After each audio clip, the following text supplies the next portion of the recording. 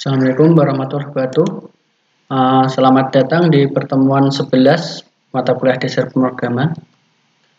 Materi sebelumnya kita sudah belajar tentang string dan beberapa kegunaannya. Meskipun demikian, string yang kita pelajari hanya di permukaan saja.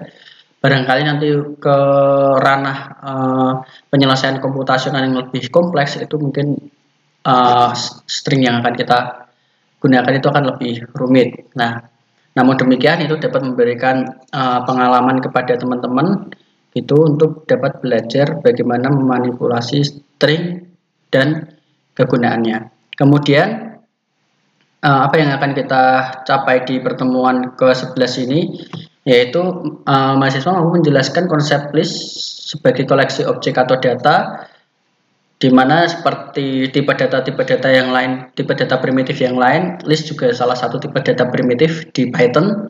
Namun demikian di bahasa pemrograman yang lain mungkin akan berbeda.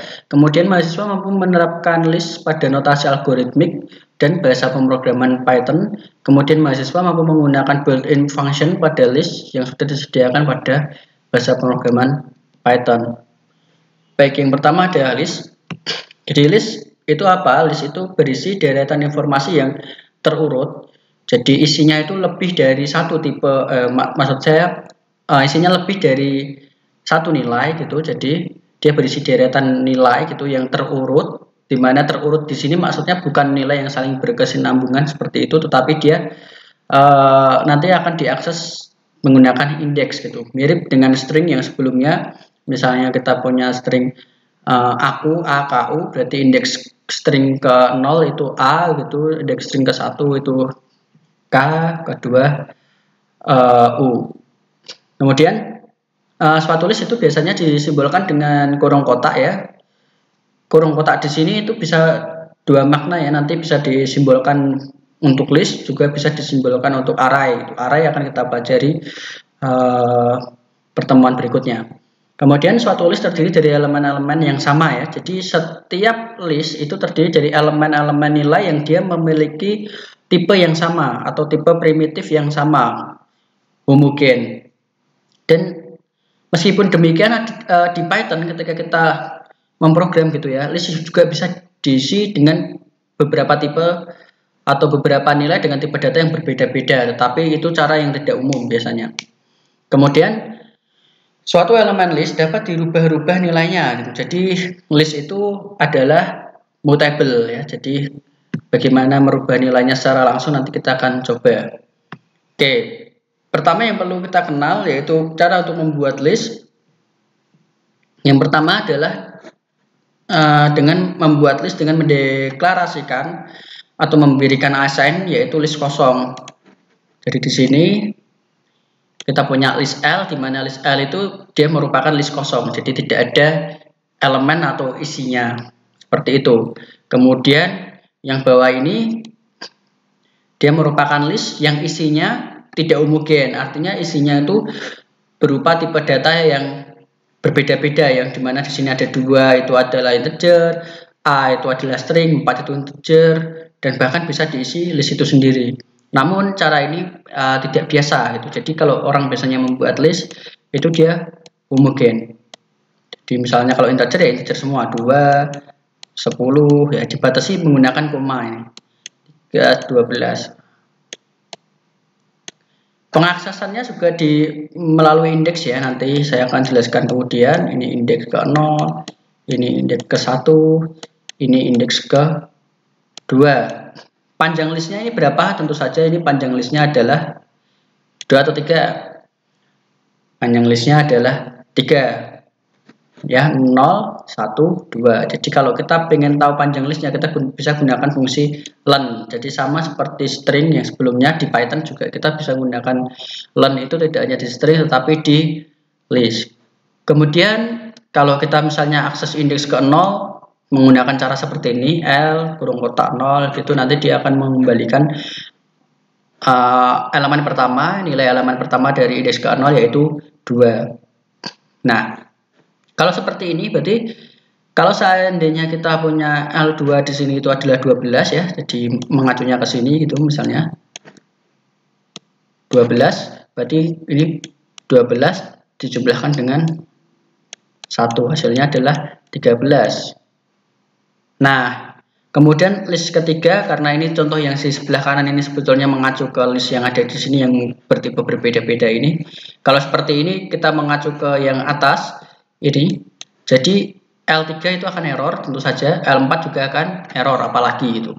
Tetapi kalau ini mengacu ke yang ada di list sebelah sini, L3 itu akan menghasilkan nilai list 1, 2. Kemudian I di sini adalah indeks I sama dengan 2 misalnya gitu ya, sebagai permisalan. Misalnya I sama dengan 2, kalau kita coba acu ke sini juga, apa yang akan dihasilkan? Ini kan sama dengan L indeks ke-2 dikurangi 1, berarti L indeks ke-1. L indeks ke-1 nilainya berapa? L indeks ke-1 nilainya berarti 10. Seperti itu. Itu adalah list. Nah, oke. Kemudian bagaimana cara kita merubah elemen di list gitu ya? Secara sederhana, karena list itu adalah mutable, berbeda dengan string kemarin, dimana kalau immutable atau tidak bisa dirubah itu dia harus diikat atau dibinding dengan suatu objek lain. Nah, kalau ini tidak. Jadi kita punya list sama dengan isinya adalah 2, 1, 3. Kemudian Anda ingin merubah list itu secara langsung dengan mengakses indeksnya list ke-1 sama dengan 5. Maka nanti kalau ada panggil L, itu nilainya berapa? Nah, nilainya berarti langsung berubah. 2, indeks ke-1-nya itu tadinya 1 kan, berubah jadi 5. Lalu indeks ketiga kedua tetap. Jadi nilainya adalah 3. Jadi L sekarang bernilai 2, 5, 3. Nah, perhatikan bahwa hal ini tetap dilakukan pada objek yang sama. Jadi dia tidak mengikat objek yang baru atau tidak mengalokasikan ke memori itu untuk objek yang baru atau nilai yang baru, tidak. Tetapi dia tetap di variabel yang sama, yaitu L. Nah, untuk pengulangan sendiri, umumnya ketika membuat pengulangan ya, jadi pengulangan yang ini sebetulnya indentasinya ini nggak masalah sih.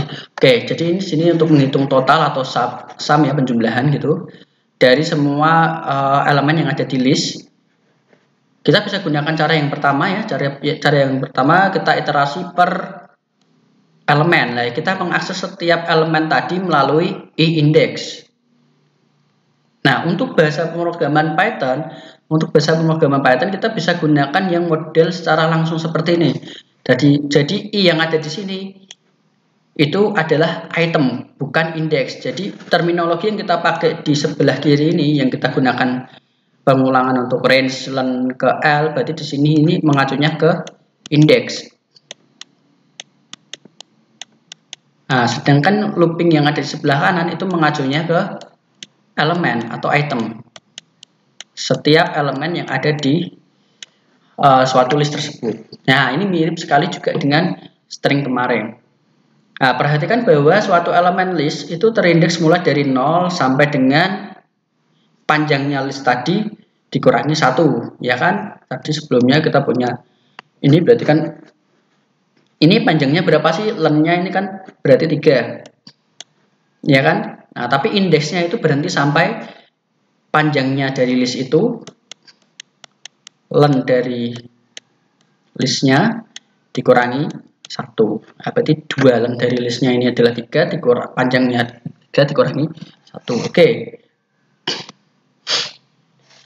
Nah, kemudian ada beberapa cara atau operasi pada list yang bisa kita gunakan. Yang pertama adalah kita bisa menambahkan elemen terakhir ya di belakangnya gitu. Jadi yang paling belakang dari elemen list itu berapa?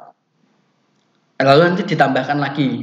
Nah, itu kita gunakan suatu cara untuk menambahkan ini, yaitu dengan fungsi yang sudah disediakan Python khusus buat list atau untuk list ini, yaitu append. Jadi dia berguna untuk melakukan mutasi list atau mengubah suatu list dari yang sebelumnya ini bernilai misalnya 2, 1, 3, kemudian setelah di append 5, maka list yang sekarang menjadi 2, 1, 3, 5. Nah, di sini kita bisa gunakan L append ya, kayak gini. Oke, saya akan coba demokan di interpreter sebentar gitu tentang list ya. Jadi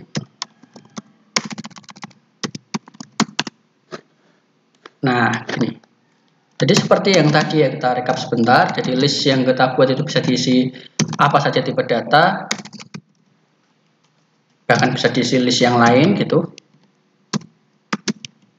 Nah ini boleh, jadi kalau akses ke 0, ini di Python saja, atau print, ya kita gunakan print biasanya L ke 1 itu misalnya. Berarti nanti yang muncul adalah 2 seperti ini. Nah, tapi ini cara yang tidak biasa. Kenapa? Karena cara ini kalau dengan bahasa pemrograman yang lain mungkin akan tidak aman ya.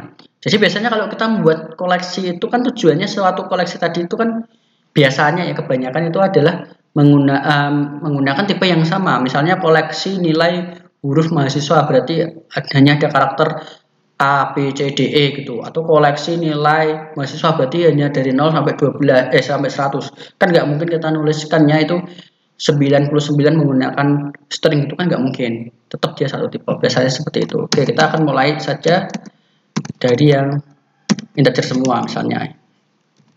Ini nggak harus urut. Nah, jadi kalau misalnya kita akses len L gitu, lalu kita ingin tahu ini berapa gitu ya. Panjangnya itu 4.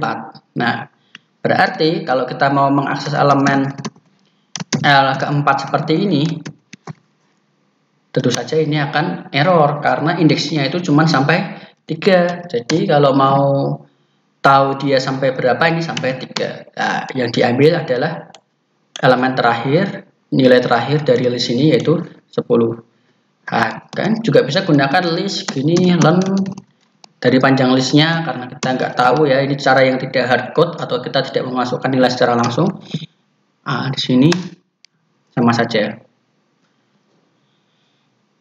Oke, bagaimana dengan negatif indeks ya? Negatif indeks apakah masih berlaku? Coba kita lihat. Berarti kita mau ambil elemen terakhir menggunakan negatif indeks di list, bisa. Jadi berarti min 2 jadi 3 itu kan. Berarti negatif indeksnya sampai 4 ya, kalau ini 4, nah 1. Min 5, nah error jelas. Oke, kita cek dulu list kita itu ada berapa saja, 1, 2, 3, 4, 10. Nah sekarang kita akan coba gunakan atau tambahkan elemen baru di belakang dari list yang sudah ada. Jadi misalnya kita tambahkan 100 gitu misalnya. Caranya gimana? L titik, nah kita panggil fungsi spesial yang sudah disediakan oleh Python khusus buat tipe list. Jadi kalau kalian panggil misalnya kita punya tipe yang lain, A ini adalah integer gini, lalu a.pen 3, nah ini error karena A itu tipenya adalah, kalau kita cek, integer. Tapi kalau list yang tadi ya, kita cek tipenya itu adalah list, makanya kalau kita panggil l.append, oke saya print dulu sebelumnya listnya itu berapa saja, 1, 2, 3, 10, lalu saya coba tambahkan satu elemen lagi 100 gitu menggunakan append ya, dot append. Nah ini kita isi 100, maka kita print lagi, dia nambah. Kalau menambahkan lebih dari 1 bagaimana? Kalau menambahkan lebih dari 1 ya dipanggil lagi 12 gini. Kalau 2 bagaimana? Ada misalnya 13 dan 14 gini, apakah bisa? Tidak bisa. Jadi ini kalau kita print yang bisa ditambah cuma 1 saja, 1 nilai.